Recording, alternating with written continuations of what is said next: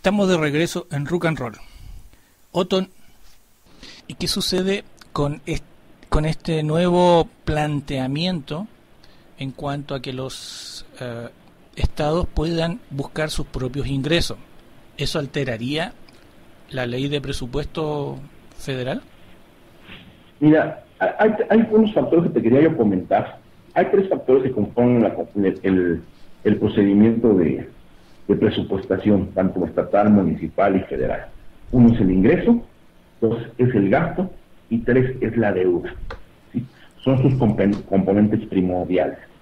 Con esos tres componentes, tanto el secretario de Hacienda, el secretario de Finanzas o el tesorero municipal tienen que jugar con sus recursos. ¿Sí? Sí. Por ejemplo, los estados reciben una gran parte de sus recursos vía presupuesto federal. Vía presupuesto federal. Así es, la federación, ¿sí? O sea, la Secretaría de Hacienda les transfiere a ellos recursos a través de lo que son aportaciones a entidades federativas. Sí. ¿Sí? Aportaciones a entidades. Las entidades federativas se quejan en muchos de los casos que no son suficientes los recursos. Siempre se quejan. ¿Sí? Sin embargo, en muchos casos, no quiero decir en todos, ¿sí?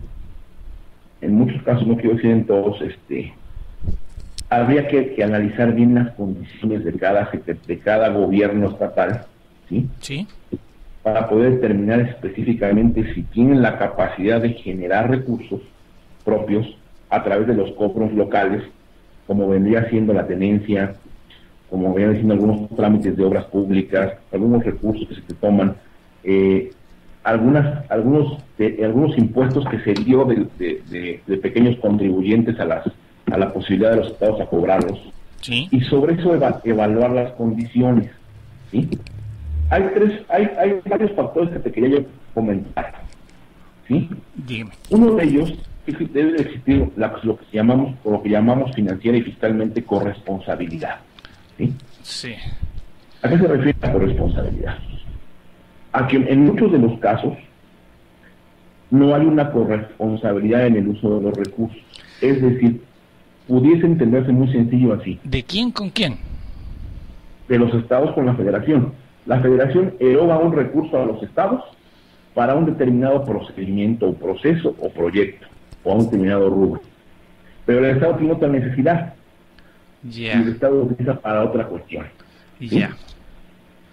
El otro punto que hay que analizar es la agilidad en la dispersión de los recursos y la agilidad en la aplicación.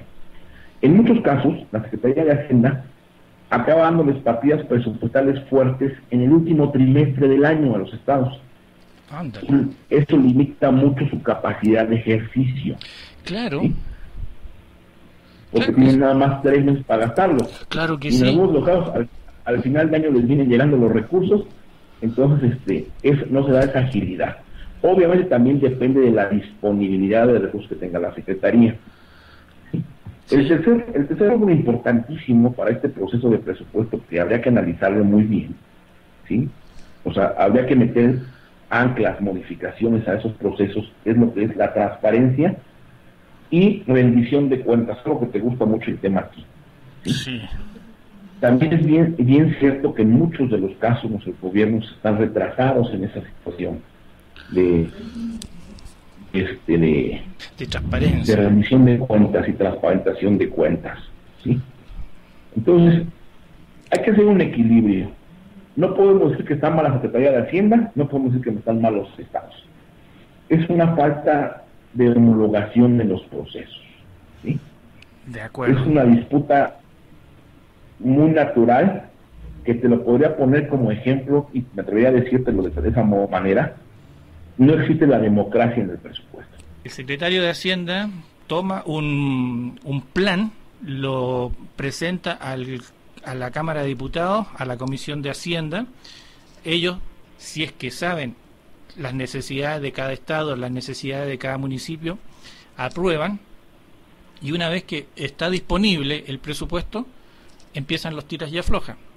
Y como tú me estás diciendo, la mayor cantidad de recursos se le asigna a los estados en el último trimestre, de manera que no alcanzan a ejercerlo. Mira, y te voy a dar un ejemplo. Aproximadamente el 53% del presupuesto, ¿sí?, está asignado entre el capítulo 4000, que son transferencias, asignaciones, subsidios y otras ayudas, y el 8000, que son participaciones y aportaciones, que son asignaciones destinadas a cubrir las necesidades de las entidades federativas. Sí. Estos dos capítulos, ¿sí?, ¿sí?, son traspasos que hace la federación tanto a sus secretarías como a los gobiernos estatales y municipales.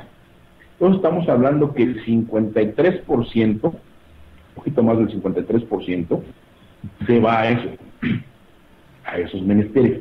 Okay. Ahora, en algunos análisis que hemos podido hacer, algunos estados dependen de ese presupuesto que les manda la federación hasta en un 80%. Es decir, únicamente generan un 20% de los recursos que conforman su presupuesto de gasto. Entonces, eso también lo debate mucho la Secretaría de Hacienda, que no hay esa corresponsabilidad en la autosuficiencia de recursos, que exigen dinero para gastar, pero no están generando ingresos locales. ¿Desde cuándo que existe esa costumbre? Es una temática de tiempo atrás. También la situación de la democracia ha roto algunas barreras. ¿En qué sentido? Antes la asignación era a través del cabildeo gobernador presidente de la República o gobernador secretario directamente, y se coadyuvaba con proyectos específicos. Ahorita ese vínculo funciona de una manera institucional, pero hay que cumplir con un sinnúmero de requisitos, que está bien cumplirlos también. Ahora, ¿qué puntos son importantes analizar?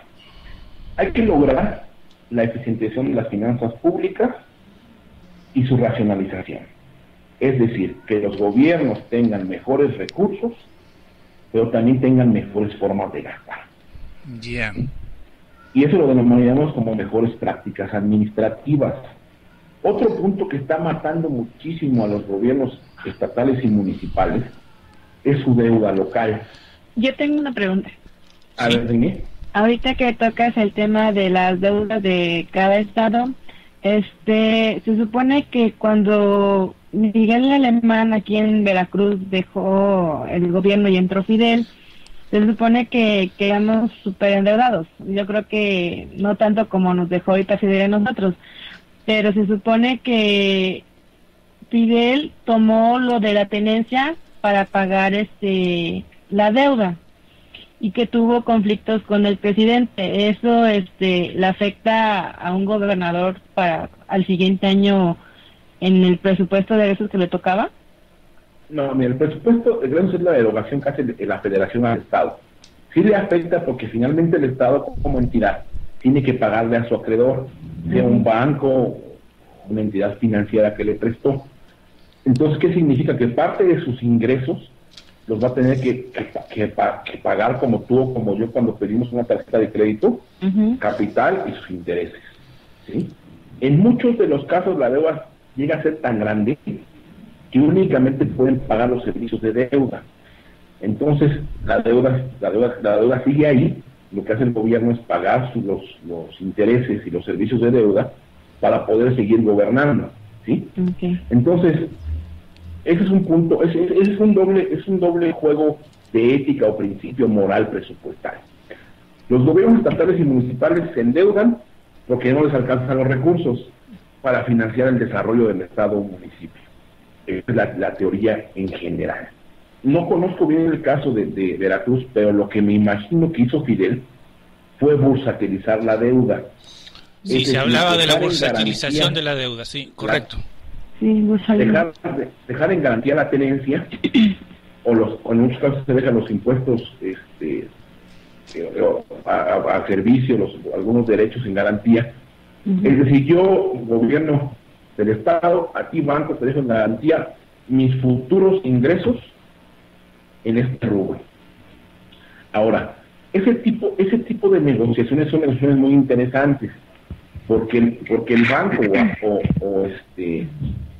o área financiera que apoya al Estado lo obliga a recuperar esos recursos, es decir, tiene que hacer un esfuerzo recaudatorio, ¿sí? Y al final del caso se convierte de alguna forma en eficiencia recaudatoria, que va al final del caso mejorar las finanzas del Estado en un plazo corto. ¿Por qué? Porque finalmente la evaluación que hacen los bancos, el banco no te presta si tienes correr riesgo de no recuperar su dinero, ¿sí?